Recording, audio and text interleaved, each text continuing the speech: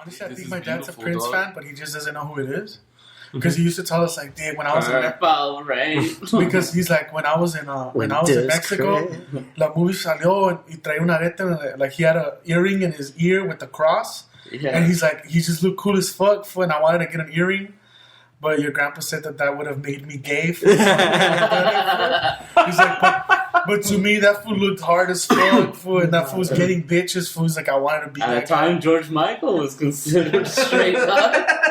People envied him. It might have been George. My dad says that shit about rappers to this day, that they're gay because they rock earrings in their ears. See, but my dad thought they were cool. It was my grandpa that's like, "Hey, dog, don't do that." My dad's like, "Hey, that fool looked like he was getting punani." Fuck. And Purple Rain, that fool fucks a lot. Fuck. Seems Little Red Corvette. Fool, that shit's about fucking. Little Red Corvette, Purple Rain. See, Purple Rain's that movie, dog. But honestly, I was to just imagine my dad with a little fucking earring. It just freaks me out. I was like, what the fuck? Yeah. Just imagine him just like Prince. I'm thinking of Dave like in the velvet fucking purple velvet suit, the French cuffs and everything. The French cuffs, the bandana over like around his head, Jerry curls, the Jerry curls, and the eyeliner, dog. Dude. And the foot just moving like that. I was like, how did you think that was hard? For like, you know what I mean? Like, how did like that shit was like, I'm tough as fuck, dog. Back in the day, for like being the most feminine fools were the ones that were like, "Dude, those fools are getting the mad." Dude, don't fuck with that fool. Will fuck you up, dog. Dude, don't step to that cat. Keep his purple velvet suit, dog. It's on point. I don't know. I mean, that's just something from my, Boy George. How about for you guys when you were little? What elementary school, right? You said Queen, no, or what? Well, to me, because I love Queen as well.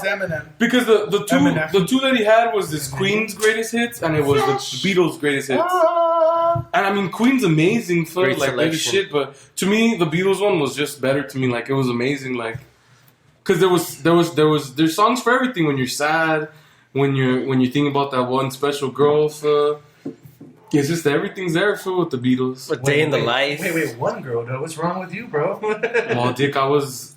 The one girl boy. Beatles make great breakup music.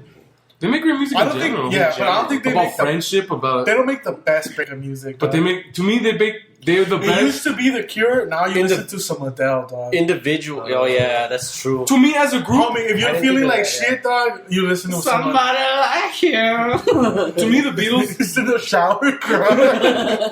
The Beatles are the greatest. I dropped my ice cream.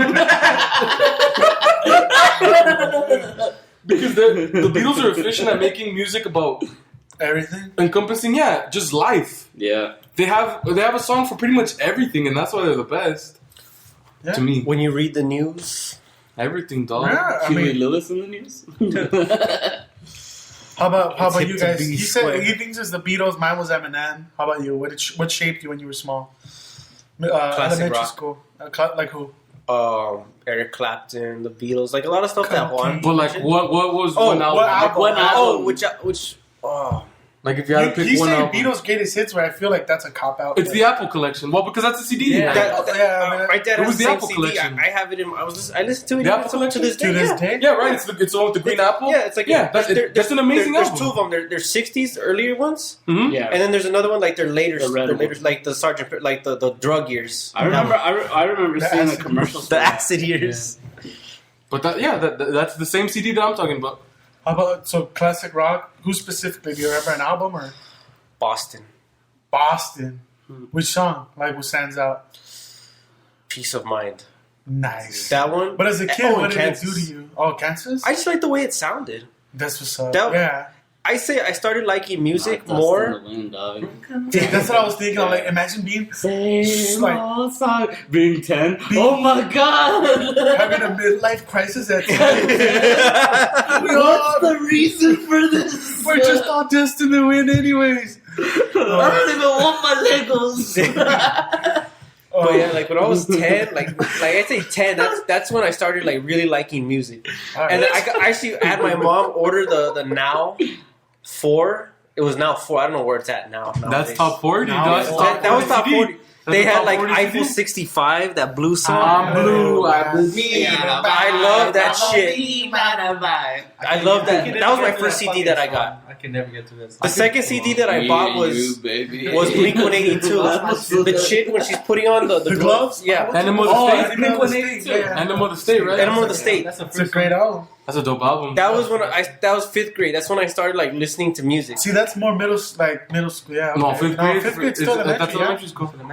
But before Listen to Wind is a good song. Before that, classic rock. I still listen to classic rock to this day, though. That's cool, but that classic rock got you at an early age. Just to shit. I think more. I had to like find that myself because that's not something my parents would have listened to. Just because that's not their taste. How about you, Arthur? Well, it depends because I Cypress Hill off the bat. well, that Insane in the Membrane. That's a done deal, dog.